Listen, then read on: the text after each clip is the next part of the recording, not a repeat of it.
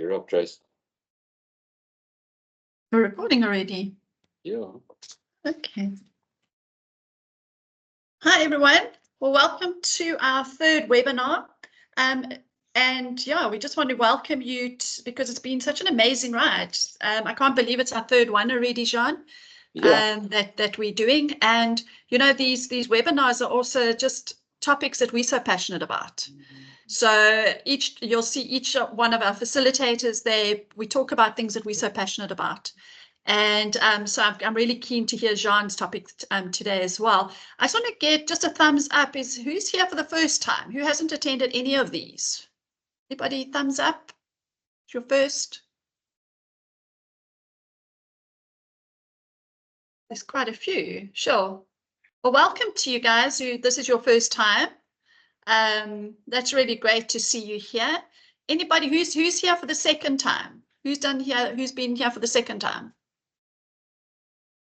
Let's just wait for them to come off. There are a few of us. Yeah. Well, welcome for the second time. We're really glad to have you back. So we've got a few for the second time, Jean. Now the question is, who's been here for all of them? Who's been here for all of them? It's been quite a few.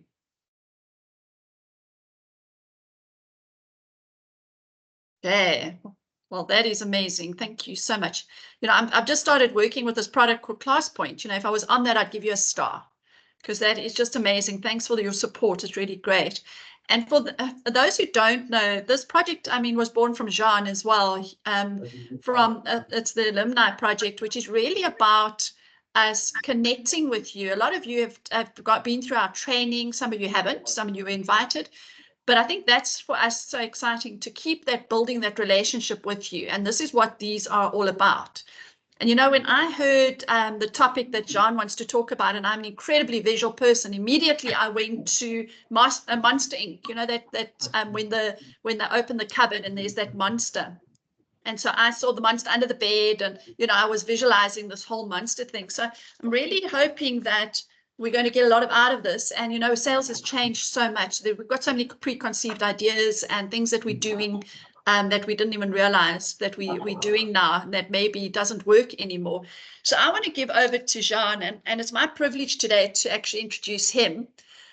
He's one of our facilitators.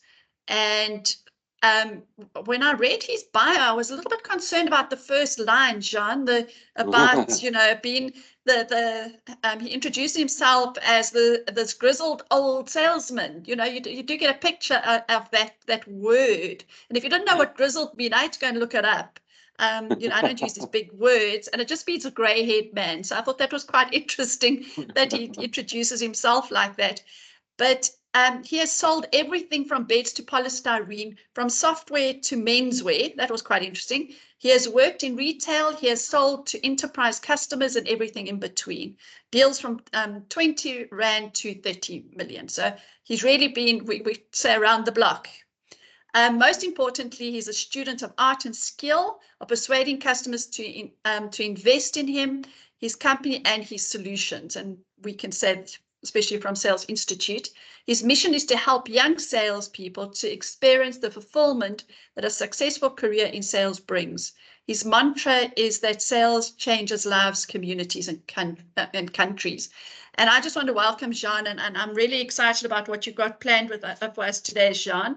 So I'm going to give over to you. Thank you, Trace. Thanks for your time today, everybody. Welcome to our third in the series, in the alumni series. What we're going to be talking about today is sales myths and monsters, and we've seen them all, right? I'm going to start off by listing some of the myths and some of the monsters, then we'll talk about how we're going to debunk or manage those so that we can improve our ability going forward and have that success that all salespeople want and need. But first, the myths. Remember this one? If you're not getting enough appointments or sales, it's because you're not cold calling enough. Sales is about relationships. You need to give your customer what he or she wants, right? Customer's always right, correct? You shouldn't over-prepare for meetings. If you listen to your customer's needs, you'll be okay. What about customers prefer it when they have a lot of options to choose from? Eh? So we want to have more channels to look at when we look at the TV. We want to have 25 different kinds of bread to buy, because the more options we have, the more chance we have of choosing my one or your one. What about if you build it, they'll come. Good products sell themselves. That certainly worked out for a few of our IT behemoths out there. But what about the monsters? What are the monsters that hold us back from doing the things that will make us successful? For example, making too many assumptions without testing them. Constantly fearful that you're going to upset your customer. We don't want to get our customers angry with us, right?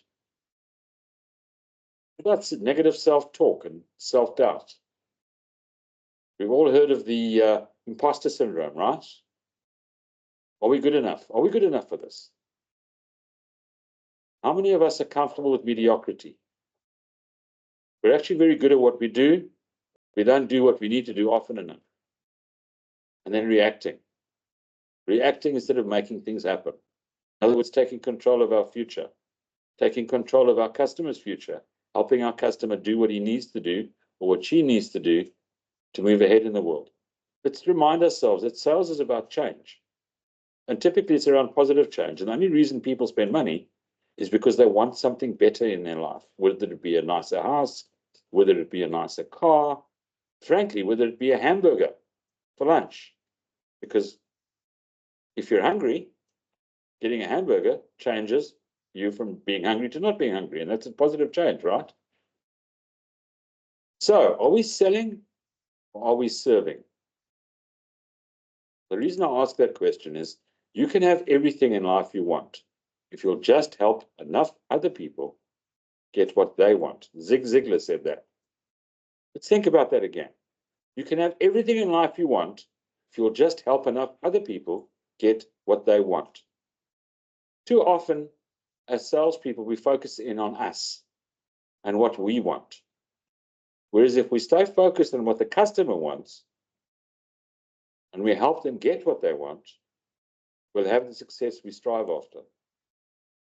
So what's mythbuster number one? You're not getting enough appointments or sales because you're not cold calling enough.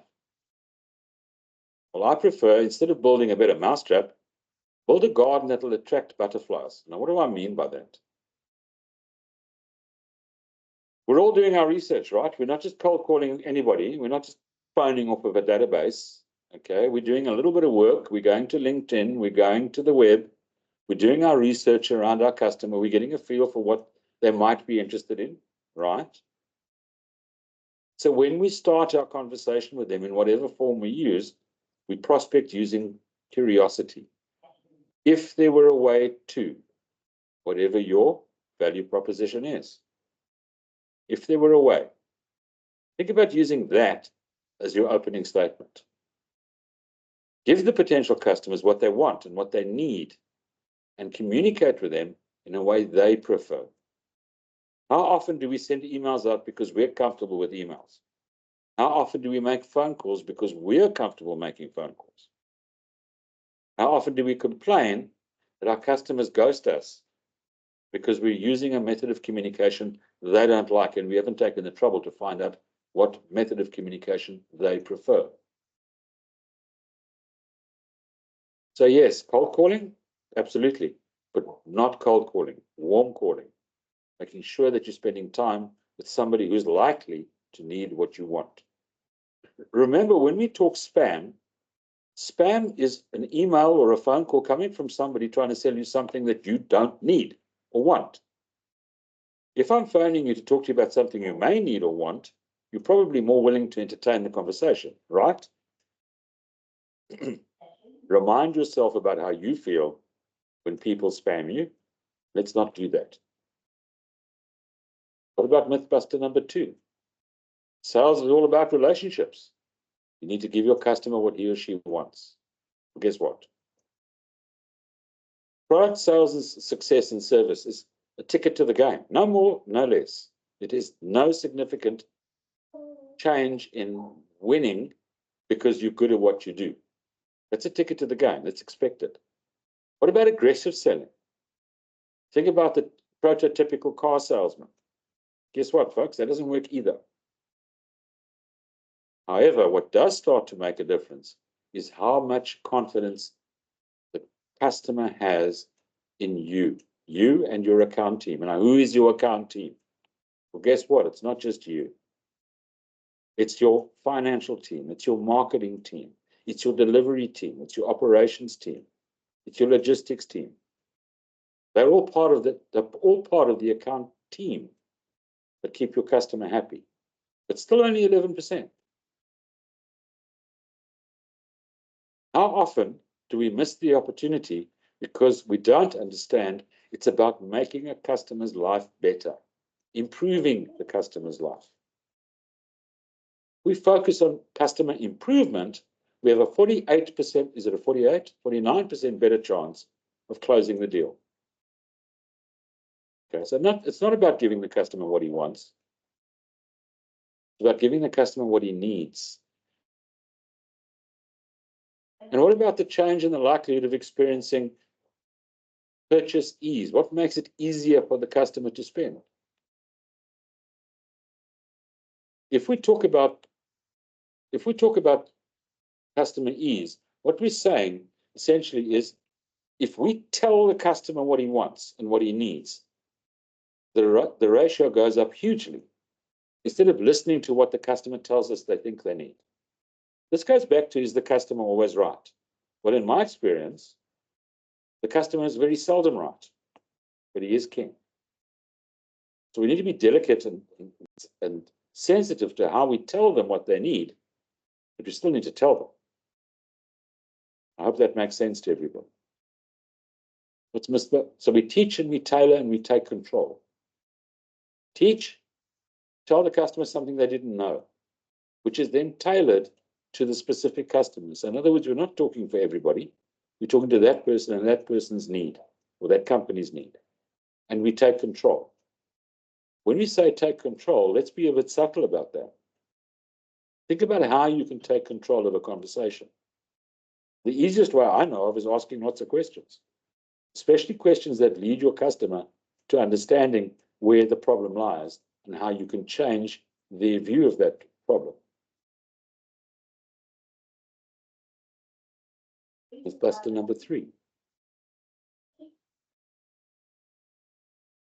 Sales is about relationships. You need to give your customer what he or she wants.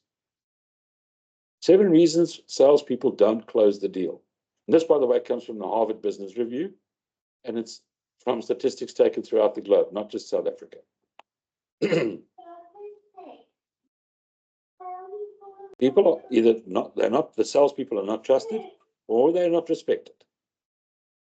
And that goes back to the prototypical car salesman, right? So how are you going to change the trust relationship you have with your customer? Our salespeople can't converse effectively with senior executives.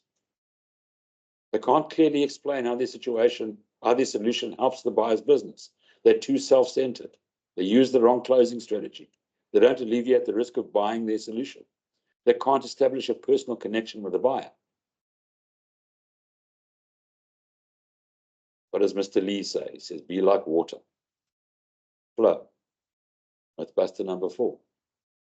Customers prefer it when they have a lot of options to choose from. Folks, I don't know about you, but too many choices are overwhelming. Okay. Now, I remember when I did my first sales course, those days when the dinosaurs still roamed the earth. Okay, one of the things we had... now, Gabby, give me 2 minutes, okay? And you won't hear that whole feedback. Okay. Sorry, can you just put all mics off, please? Sorry. No problem. Okay.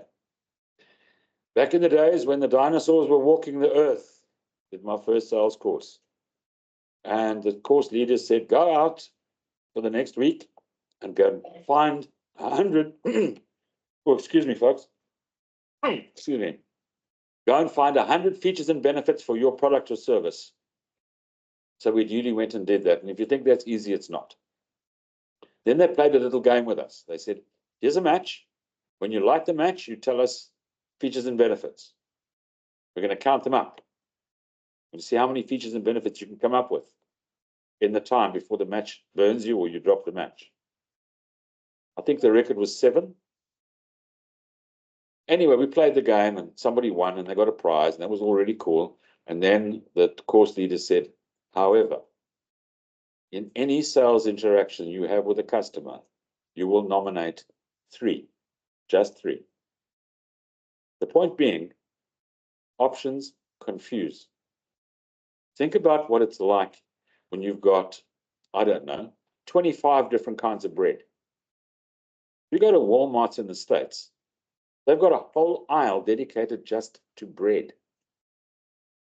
I don't know. Okay, what's going to happen if I stand in front of that aisle is I'm not going to buy bread because I don't know which one I want.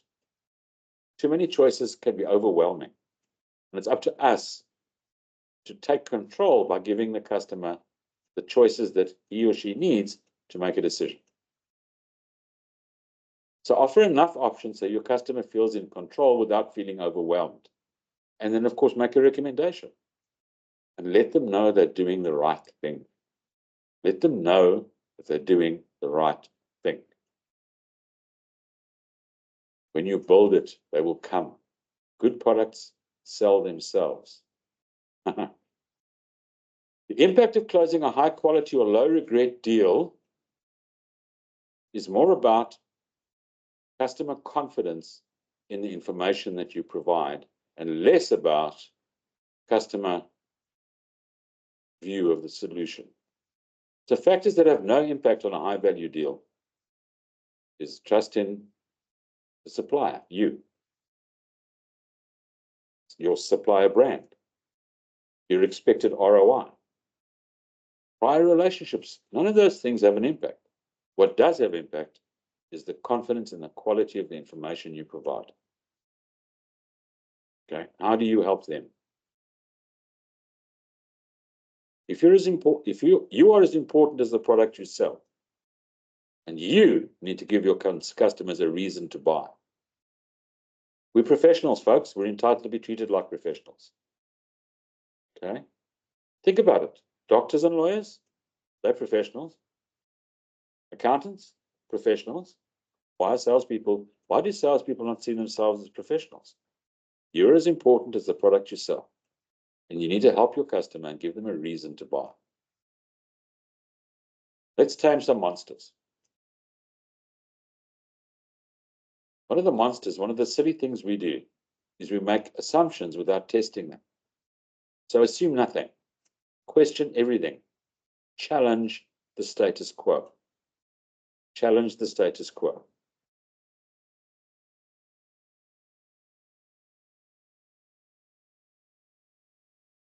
In my experience, often we try to sell to solve the symptom rather than the problem. Think about it this way. If you went to the doctor and you said, my stomach is swollen and it's sore. And from that, the doctor assumed that he had to treat the pain, so he'd give you a painkiller, and an anti-inflammatory agent to handle the swelling. How would you feel if subsequent to that you found out that you actually had cancer? Because you didn't ask all the right questions. You don't want to treat the symptom, you want to treat the cause. And the only way you can figure out what the cause is if you ask enough questions, just like a doctor does. And frankly, as any professional would. Ask lots of questions. Challenge everything. You're constantly fearful you're going to upset the customer. Okay. What we have seen, especially those folk that are in the account management space, is that they're more about account retention and less about account growth. And the reason for that is they're worried about losing the customer. The fact of the matter is, the more helpful you are, the more pleasant your customer is. So be helpful. Go out and help people solve problems. And weird thing, all right? Sometimes you gain credibility with your client, your customer, but doing things that are outside of your area of expertise. Or you're answering a question about something that you don't know a lot about, but you're able to go and find out and get the answer for them, even though it's not part of your product portfolio or your solution portfolio. I remember when I was selling print, we were selling a very specialized form of print, which had a very specific application. But because my customers trusted me and I had a good relationship with them, they were asking me questions outside of our expertise, outside of my area of interest. And I was able to go out there and do the research for them and come back to them and say, look, I think you should buy from these and that people for this following reason, and they can solve your problem. That builds an awesome amount of credibility with your client in the area that you're interested in, because suddenly they want to spend more money with you. We've got a situation where by asking the right questions and by not being fearful, a client of ours was able to effectively come up with a solution that was completely outside of their purview. But because of it, they're now the sole supplier to their customer because they automated the customer's buying process. Now, that's not something you think about when you're trying to sell a product, right? But the more helpful you are, the more pleasant your customer is. Make sense? Go out there and try it. What about negative self-talk and self-doubt? How often does that hold us back? You're not your inner critic. Observe and process the negative voice you hear. Dr. Zwig said that. You need to tame that monster. It's holding us back. And that's about procrastination. That's about not thinking you're worthy of getting that big customer. What about the gentleman in the room? We're not worthy of having a chat with that pretty lady, right? We're not worthy. That's us talking to ourselves. And what do the pretty girls tell us? Everybody's too scared to talk to them. They battle to get a date. How often have we looked at a couple walking down the street and going like, how the heck did that couple end up together? Right? That guy's ugly as sin. He's short and he's bald like me. And yet he's got this super beautiful girlfriend. He was the guy that just took a chance and asked. How often are we in that position? What did Richard Branson say? Somebody says, can you do that? Always say yes, then figure out how. Tracy, that resonates with you, I guess. Trace, does that resonate with you? You might Sorry, I'm on mute. Yeah, no, definitely. Okay. So that's the games we play with ourselves, guys. We can do it. We do it every day. If you've had any success in sales, there's no reason why you shouldn't have more and greater success. Don't listen to the negative self-talk and self-doubt. Trust yourself. And then being comfortable with mediocrity. How many of us are holding ourselves back because what we've got is good enough? We've got a nice enough car. We've got a nice enough house. We've got a nice enough salary. We've got a nice enough everything. Why? So what do the people that shoot the lights out do? They keep learning. They keep studying. They keep trying something new. They keep making mistakes. Okay, how many of us have settled? You know, there's a statement out there that says that person hasn't had 20 years, doesn't have 20 years experience. He has 2 years experience 10 times. So what have we tried that's new? What have we tried that's different? What have we done differently in our lives? Why do we have to be mediocre? Why can't we be in the top 10%? How do we shake ourselves out of being comfortable? In my case, it's a question of saying, well, I'd like to go overseas. I'd like to visit my granddaughter. She's in New Zealand. What's that going to cost? Well, a significant amount of money because I want to go there for 2 weeks, right? So how am I going to earn that money? Well, I want to sell more. I want to train more people. I want to spend more time with people. That's what excellence is about. Excellence is an art won through training and habituation. We are what we repeatedly do. Excellence, then, is not an act. It's a habit. And just like smoking is a habit, okay, and just like, I don't know, what other habits do we have? Good and bad, right? Excellence is a habit. Keep pushing harder. Keep doing more. Keep trying something different. Keep practicing. We don't have to be comfortable with mediocrity. Excellence is within all of us. And it depends on what we want. What do we want?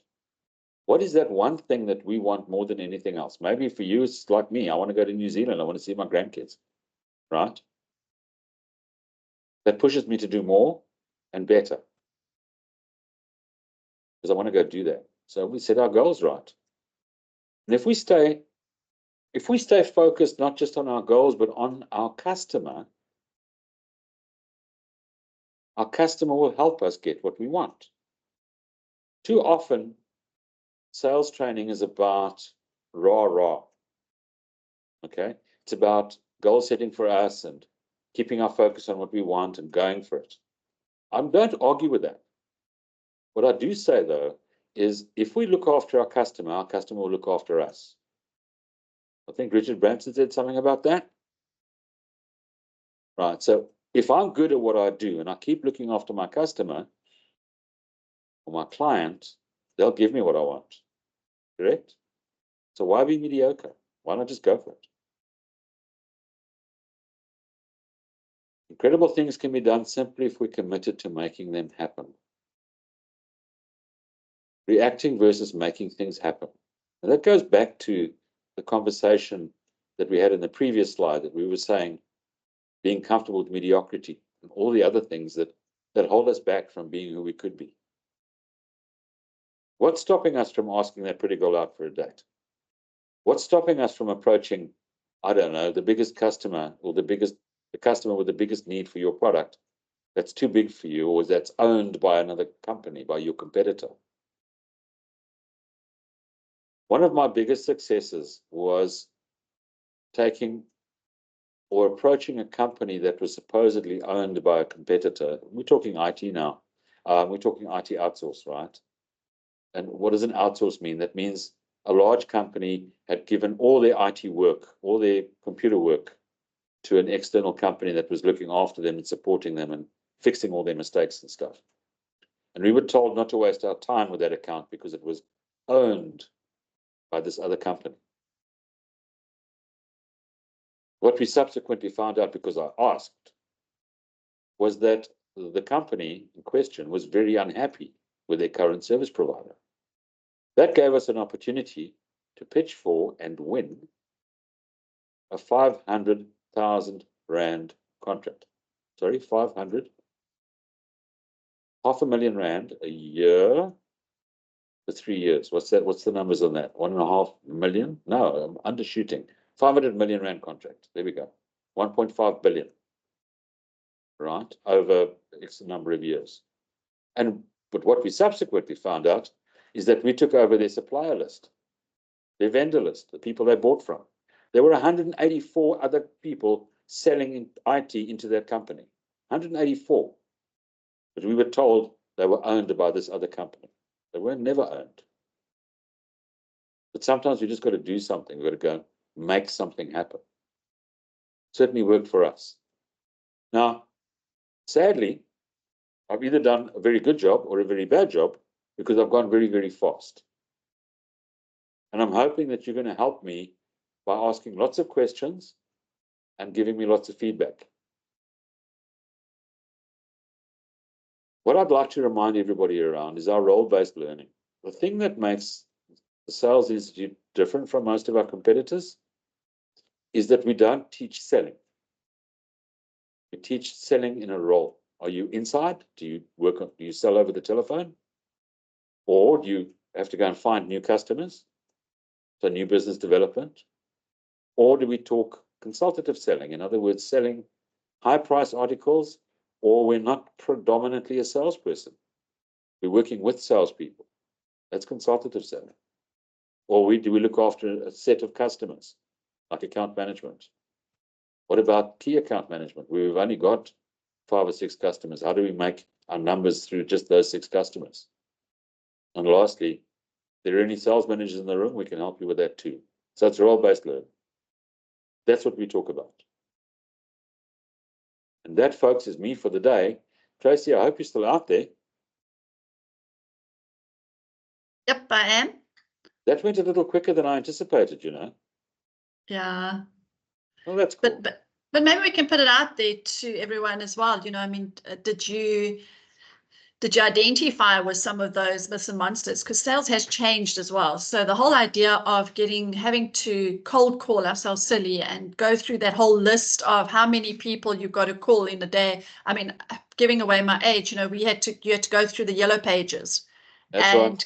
And tick off on the yellow pages who you've phoned. I don't know. Okay, maybe I don't know if anybody else had to do that. But, you know, those were the old ways of doing things. But now if you have to just phone people, we've got Truecaller. You can't get through to people. So we've got to change now with looking at these myths and monsters. We've got to look at how do we change the way we actually react to sales.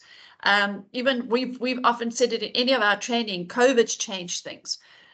You know, we're looking at people that are just not making decisions. Tim spoke about that in the last one, people just not making decisions.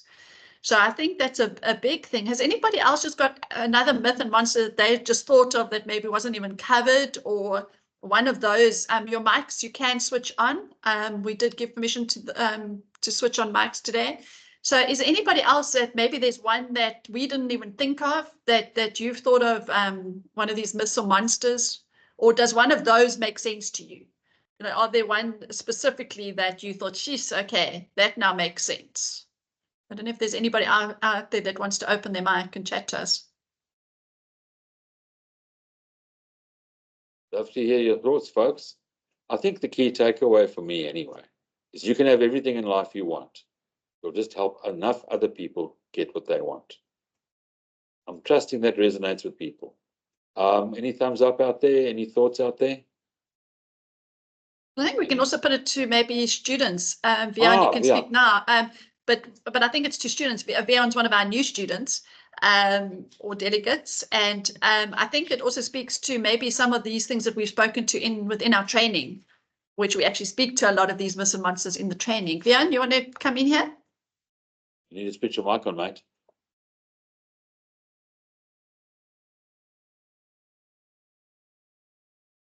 Hi, Vian. There we go. Sorry, Vian. Okay, so what I want to add is just on this first one where you said, if you're not getting enough appointments, sales, it is because you are not cold calling enough. I really think that's something everyone should start off with, because doing more cold calls makes your chances better. And it's just a simple math. Yeah, you're right, Vian. It is simple math, and often sales is reduced to simple math. What Tracy says, though, does resonate with me, and that is that it becomes more difficult unless you've got a compelling message, right? And that's the if there were a way kind of statements where you leave a message that gets people curious about what you have to say. So what you're trying to do is not to make 1,000 calls, but to make 100 calls to the right people with a compelling message, something that gets them interested in talking to you again. Does that make sense? So quality over quantity, that's what I push for. I'd rather you made 10 calls a week that were to the right customers that might buy from you than if you made 100 calls a week to people just off a database. Because what you're doing then is you're effectively spamming people. Remember, the difference between spam and a good sales call is that you're talking to somebody who might need what you want. And you know that because you've done your research. And you've started it off with a statement that gets them interested in asking you a question. So if there were a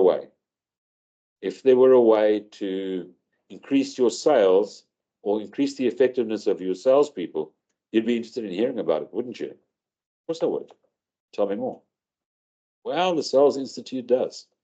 It's those kinds of conversations. But Vian, thank you very much. You're right. It is a numbers game. I think sorry, Ajahn, I think we're not saying that you don't do cold calls. I think it's the old way of cold calling. So Vian's very right. You do still need to make cold call, but I think it's the way we're doing cold calls needs to change. So it's not about sending out a whole tons of emails when, you know, we continuously get an email for protective shoes. And why would you think Sales Institute, a training company, would need protective shoes going onto a site, you know, that type of thing? So what we're doing is we're saying it's important to do the cold calling, but it needs to be incredibly precise. Who are we actually targeting? Do they really need what we're selling? And I think that's a big thing that we do within all our courses as well, where that's important. Getting the value proposition right in order to be able to talk to the right people, rather than just sending random. I mean, I'm forever deleting mails that make no sense sending it to a company like mine.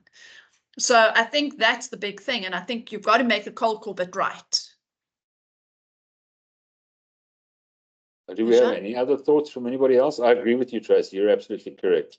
So no, you can't just go out there and spam people. But cold calling still plays a role. But cold calling absolutely still plays a role. I know that spam calling or emails, the hit rate is falling all the time. But we need to understand they're doing it because there is a hit rate. It might be 0.03%, but there is a hit rate. Otherwise, they wouldn't do it. And what I'm suggesting to our team is don't be those people. Don't look for a hit rate of 0.03%. If you do your job better and you do a little bit of research and you tailor your approach, you're likely to get a hit rate of much closer to 10%, maybe even 30%.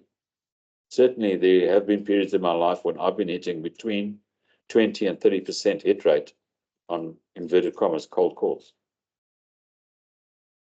I'm just making sure people need what you're selling. Exactly right. Exactly right. But you can't grow your base unless you talk to people. That's a fact. Yeah. Anybody else got any thoughts? Anybody else want to add to this conversation? Anybody else got a question they want to ask? Leon, by the way, thank you for being brave.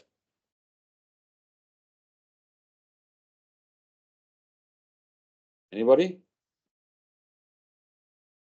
Okay, so we're going to wrap. Yeah, I think so. But I just want to thank Ajahn for this session. And yeah, if you thought it was a great session, please thumbs up. And yeah, we'll send you the recording. But we really want to do this. Chantal, you want to say something, or? No, I'm good, thanks. You're just saying it's good. Okay. I always get confused with the thumbs up versus a hands up, you know. Sorry. No problem. Always when we're training, we've got to be so careful when we watch, and then you're not sure now is the person thumbs up or, you know. But it was really great, and thank you for taking your time, because I know everybody's so incredibly busy. Stan, hand up or thumb up? Thumbs up. Okay, great stuff. Okay, so our next one, which I'm quite excited about, because I'm going to be presenting that one, and it's really something that's close to my, you know, to me, and it's just one of my passions, is customer experience.